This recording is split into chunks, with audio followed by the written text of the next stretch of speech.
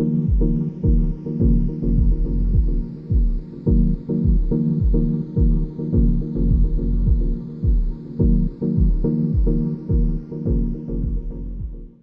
this is Darius at Retail Tech Podcast over at Shoptalk 2016. I'm here with Dirk Hoerig at commercetools, which has a very interesting new commerce platform. Dirk, thank you so much for giving me this time. And why don't you just do a quick introduction of who you are and what commercetools does? Sure. Thanks, Darius, for taking the time and for the interview. So commercetools is an enterprise e-commerce platform provider, and what we do is we provide our technology on a cloud infrastructure as a platform as a service model. That means commercetools is more a framework than a shop templating system, and that means we provide all the commerce functionalities like product information management, customer management, order management, cart management, marketing toolings, and so on, with an API. And on top of that, we provide developer toolings and customer toolings to build omni-channel experiences. So our customers can build global international web stores on top of the platform, as well as native applications, in-store experiences, connected with car navigation systems, build Internet of Things toolings, button commerce, I would call these kind of things, which became quite prominent due to the Amazon Dash button. So you can do all these kind of things on top of the platform as we separate the user experience and the functionality with an API. Okay, so would you say that that's the main distinguishing factor, is that you are basically an API first platform as opposed to native, big software development and things like that, but you're focusing really from a microservices or API aspect? At least to some degree. So the API first part is important, but maybe we need to take a step back and look at the whole picture. So what we have seen, and that was in 2010. So we started commercetools in 2006, focusing on cloud e-commerce or cloud-based enterprise e-commerce software. But we had a monolithic application at the first years when we started. And we figured out over the time that the retailers and brands that we are working with are becoming, on the one hand, more technical to compete with fast changing requirements in the market. And are also relying, of course, on agencies and integrators. And there had been a few things that we looked at. And the one was most of the platforms out there are not developer friendly enough, which means if you are an integrator or a customer and you want to jump onto a commerce platform, you have a very long onboarding curve and experience curve that to some end can be frustrating. And our idea was, okay, why can't a commerce platform be learned to use for a technical person in maximum a week? So our goal was that every developer in the market, no matter if they have a PHP background, Java background, .NET, or more on the native applications like iOS and so on, can work with our commerce platform and create great user experiences within a week of onboarding maximum, as easy as possible. But so that would give us a scaling effect and lower the cost of investments for the merchants.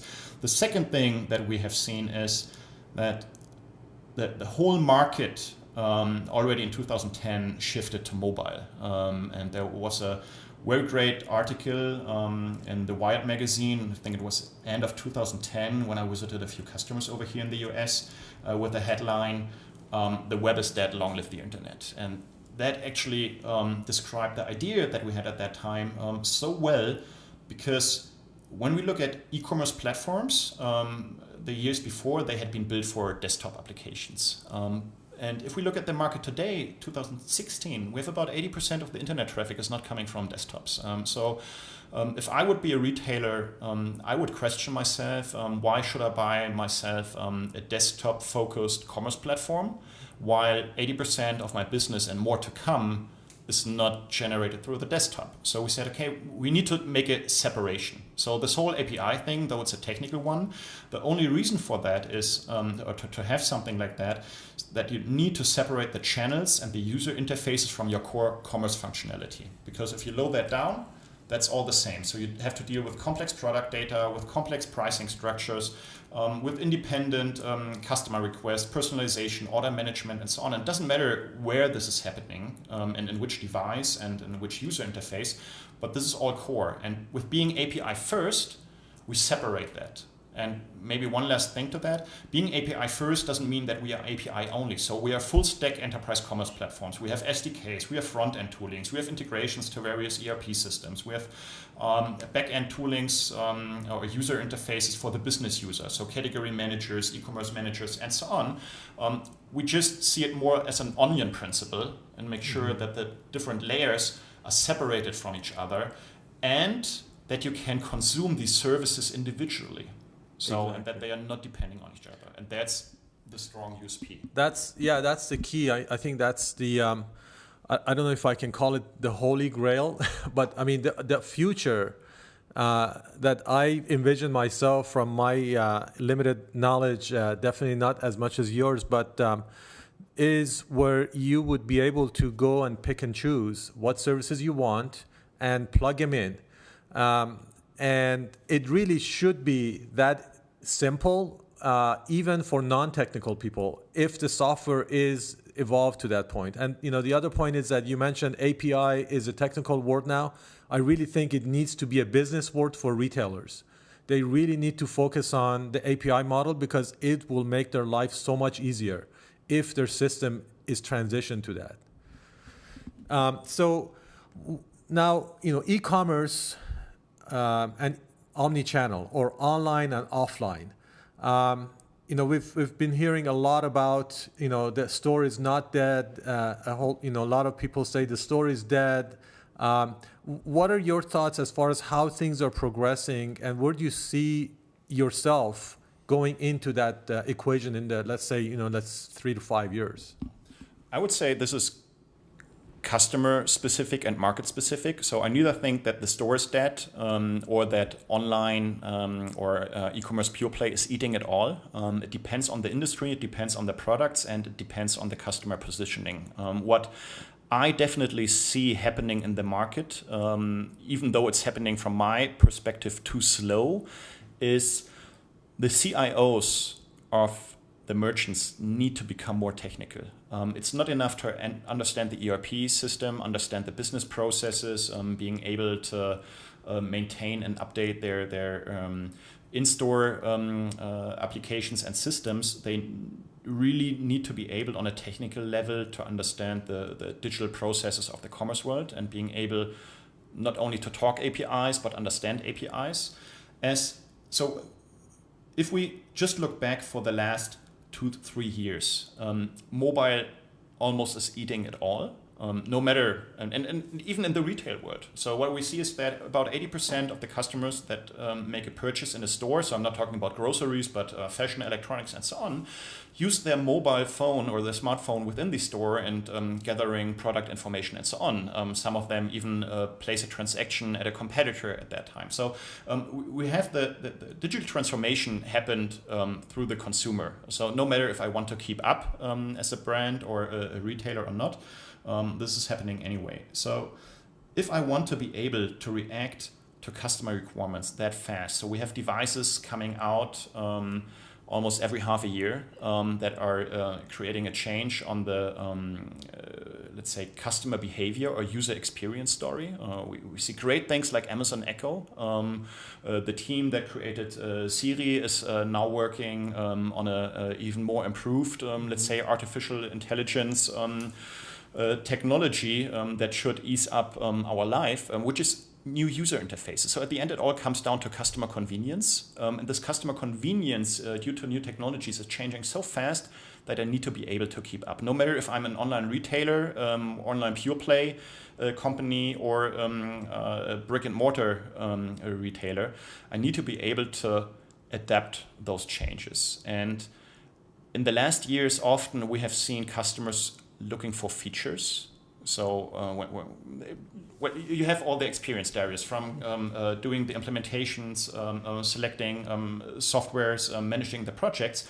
Often RFPs too much look into features, but features today don't count anymore from our perspective so much to be able to compete long term, as the only thing that is for sure or that is certain is change, and this change is happening faster and faster and faster. And if I want to be able to keep up, I need to develop. It's a very unattractive word that I'm saying now. I know that customers don't like it so much, but I need to develop a technical architecture that is future proven and that can keep up with that. Feature becomes a commodity.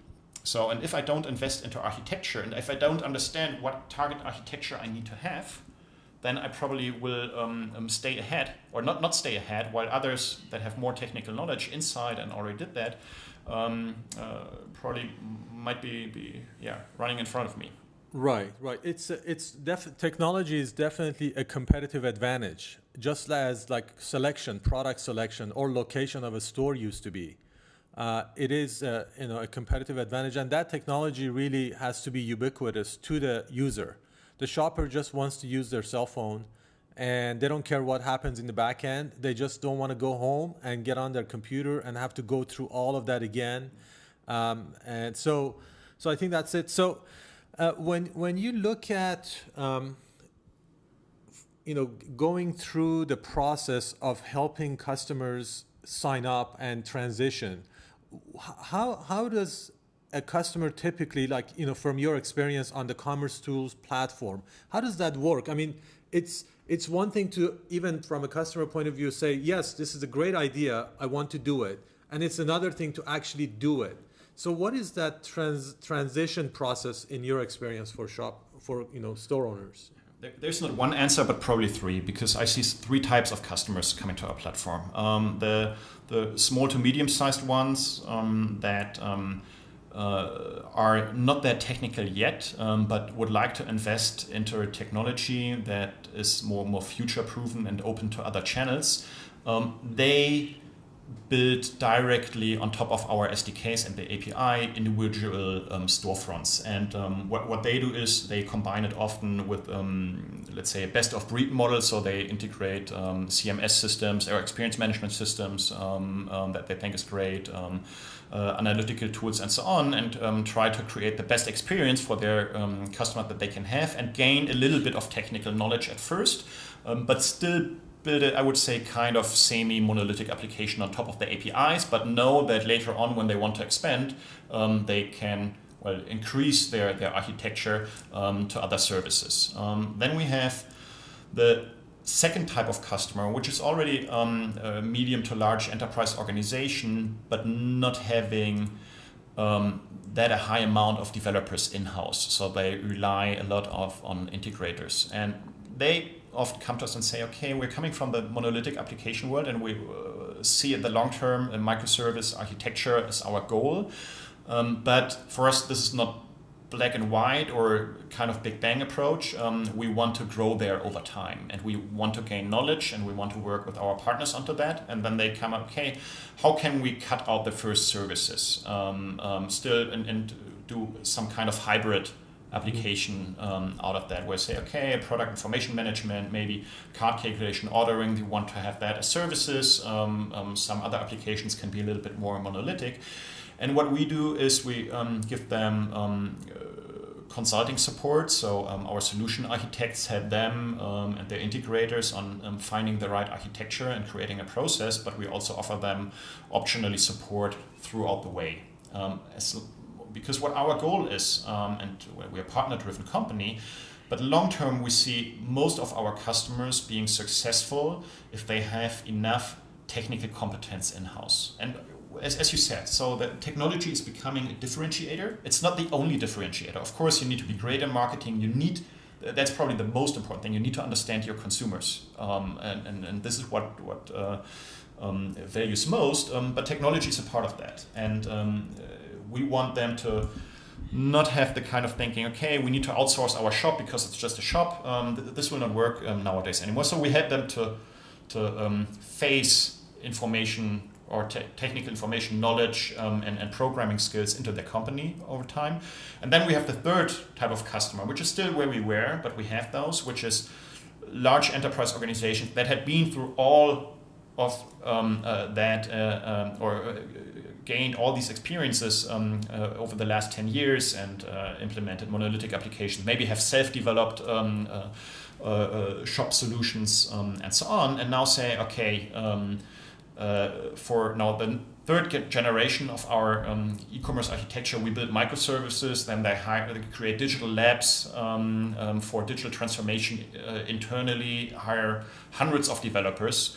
And these clients we also work with, and they build microservice applications directly on top of our platform. But these architectures often contain 100 to 200 microservices, which has also challenges because you need to be able to orchestrate them, to manage them, and so on. And that comes with a specific requirement on size, on an organizational structure that you need to have and that you need to support. And therefore, we see these three. Okay. And it's more an evolution in the market, and not everybody that's coming to us and says, okay, microservices are great, but how can we start now? Is a great fit for microservices and APIs, because if you have very little requirement or functional requirements for your commerce application with less complexity, targeting that with a microservice architecture would be too much, and then also you would be too high in cost, too long a project. So there you can probably a more monolithic application is actually better. But what we see, if you have high complexity, multiple touch points, and fast-changing requirements from your consumers and business models that you need to roll out quickly and that you want to play around and probably throw away and come up with other ones, then you are actually long-term faster and maybe even also cheaper with the microservice architecture, because it gives you the agility to be able to act that way. Well, I think, that's a really good point at the end there. Anybody that is not thinking that way is in danger of not being in business, unfortunately, in retail, because the world is changing from under our feet. So you got to be agile and you have to really think about that. So, and this is one of the nice things that I see is that a lot of companies are really innovating. Like Shopify, what they're doing, I'm happy to see what they're doing from this, going from the e-commerce only into, adding the POS and going into things. And there are definitely other companies that do it.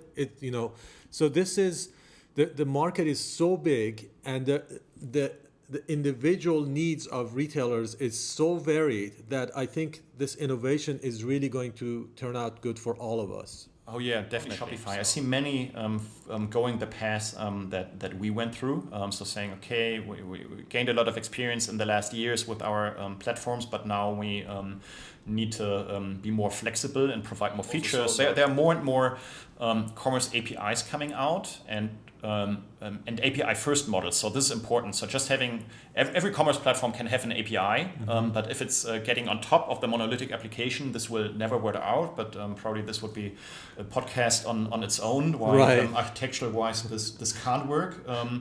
But what we also see, so we are here at the Shoptalk event, which is having a great lineup of speakers and companies and a lot of retailers and brands, and not all of them, but many of them are innovating and created digital labs, reinvented the wheel internally. And no matter if you call it microservices or being API-centric, customer-centric, and so on, almost all of them share the same topics and are going into the same direction. And this is, at the end, this is good for the consumer because she's driving that. So, and that's a reason for all of us trying, okay, how can we adapt technologies to the demands of the consumer?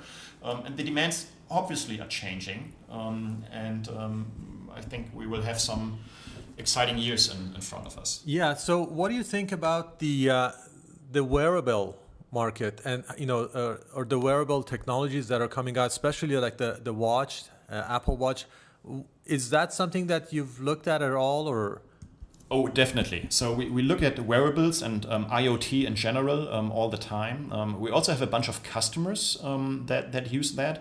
On the typical wearables or let's say watch sides, I don't see so many real business cases. So I see fun cases or interesting cases just for playing around with these kind of things. But it's still relying very strong on the smartphone, and the watch is just giving it a different UI. So I think over the next 2 to 3 years, this whole Internet of Things thing and wearables and other technologies will, at least to some degree, already disrupt the smartphone market. Because why? And I like what Amazon is doing with Echo. It's obvious, and I think retailers, other retailers will keep up with that and come up with own ideas that are better fitting for them. Is why should I, for example, navigate on a small screen through a product catalog if I just can tell any kind of digital assistant, hey, look at that, I like this product, please figure out where can I get it for the cheapest price just around the corner, or where can I get it shipped within the same day, and then let the computer do the rest of that, and I don't need to get through boring checkout processes, enter my address again, and all these kind of things. Mm-hmm. You can automate that, and with improved machine learning and algorithms and smart toolings, I think we'll see a lot of innovation there, not only on the watches and wristbands, also from the glasses direction. So I believe strongly that augmented reality will have a huge change on everything that we do. So I'm not talking so much about virtual reality, which is great, but augmented reality. I think that augmented shopping, maybe not in 2 years or 3 years. We have Google Glass examples and so on, which are fun, but it's not a tool that everybody of us is using, and that's so usable. But once these technologies get easier, and once you have it in your contacts and these kind of things, and they get smarter and faster, I don't need any kind of screen or device in my hand anymore. And definitely this will also, that will have an impact on everything, but for sure, therefore also on commerce. Right, and voice as well as chat, SMS and chat type of commerce is also. And we see a lot of startups in that area that integrate into WhatsApp, into Facebook Messenger, and so on to directly figure out what products we are talking about, creating offers out of that, being able to buy straight out of a WhatsApp chat and these kind of things. And it's getting more and more integrated. And so shopping is more a process of ourselves that we can closely be integrated, and where we don't need an external device and say, okay, now I jump into a shopping process and select something. So I think it becomes more intuitive over time. And this is what when we look back the last 10 years, maybe that's sad, this is what is happening. So if we check out how was commerce in 10 years ago, which is not so, that was 2006, so it feels like yesterday. We haven't even talked about responsive sites. So this whole responsive design thing came up with the iPhone around 2010, which is not so long ago. And now everybody's looking into native apps, into Apple Watch apps, integrating their digital shopping window. We talk a lot about beacons and all these kind of things. And all that happened within 6 years, which is just a very short amount of time. Yeah, it's amazing. And if we just try to adapt that for the next 6 years and assume that we will have that kind of speed and innovation, keep up with that, or maybe it will even accelerate, then I think, smartphone maybe might get less relevant, and other devices, wearables, voice, and integrations to other toolings might play a significant role. Right. So great points. The other thing that brings to my attention is that the fact that this change is happening at such a speed makes the API model even more relevant and more needed, because again, making and keeping up with these changes is a lot simpler if you have an API enabled platform or ecosystem in your company, as opposed to if you're working on a monolith system. So the other thing that I wanted to just also point back to is the whole concept of microservices and API. And I had a really great talk with Kelly Gage and what he's doing over at the Oracle on microservices. It's really more of even an organizational change and not just technology. So I think that's something else that also I'm sure you've learned yourself. Oh, definitely. So at the end, it's all about organization, because the organization defines the architecture, more or less. This is what everybody that's getting into microservices is learning. And if you have the opportunity, what we're currently seeing is that the organizational setup of the teams at companies that are successful in implementing microservices is defined by the architecture. So they define their microservice architecture first and then think, okay, how do our teams have to look like? How do we handle communication and knowledge exchange and all these kind of things to not fall back into any kind of monolithic approach in a top-down model. So this is quite important. And also challenging because it requires a lot of new skills where there is just, I would say, still very little knowledge around. Of course, there are companies like Netflix and so on sharing a lot of great information out there, but each organization or each company needs to adapt that at least to some degree on an individual level. So you can't just copy something that works for somebody else. So you might need to adapt a little bit.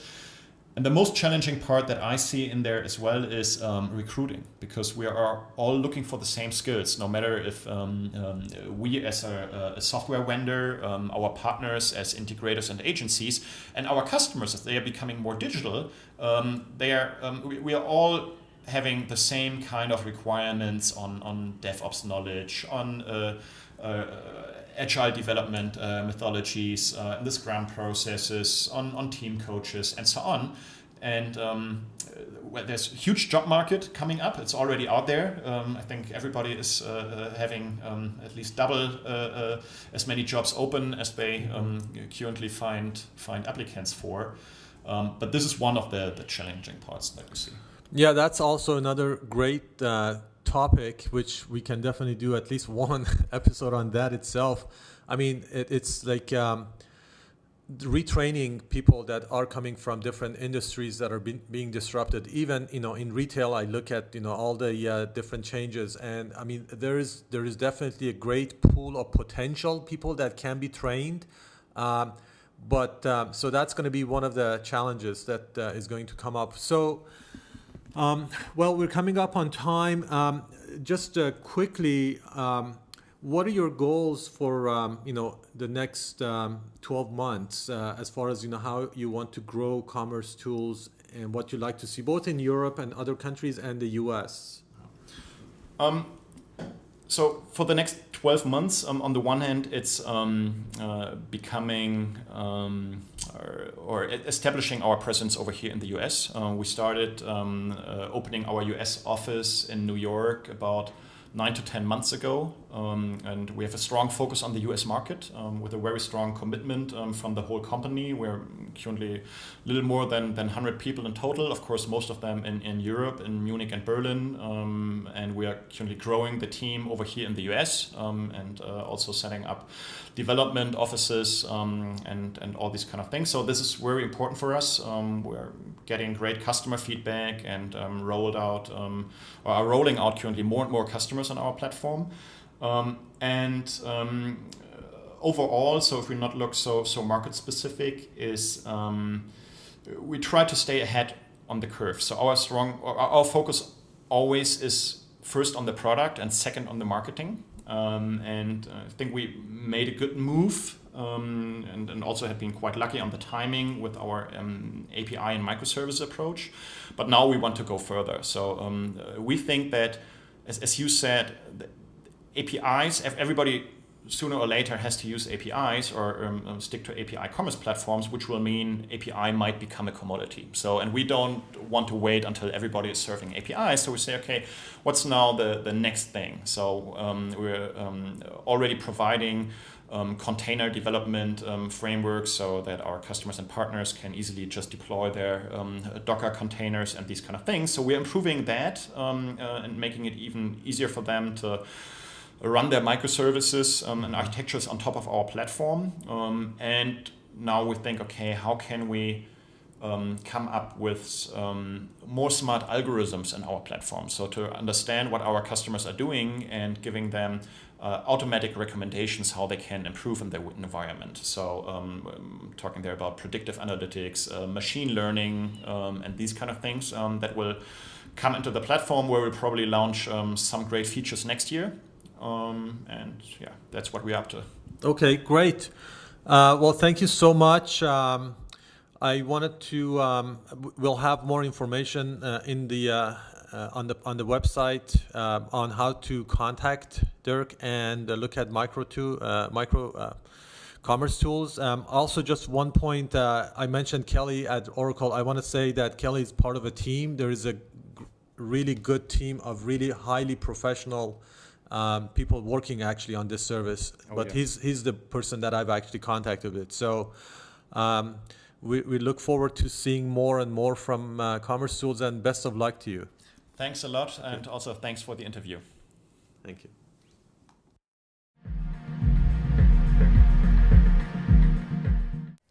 Thank you for listening. We hope you enjoyed this episode and would really appreciate rating us on Stitcher or iTunes. Also, make sure you subscribe to our newsletter at retailtechpodcast.com to be notified of new episodes, updates, and special announcements.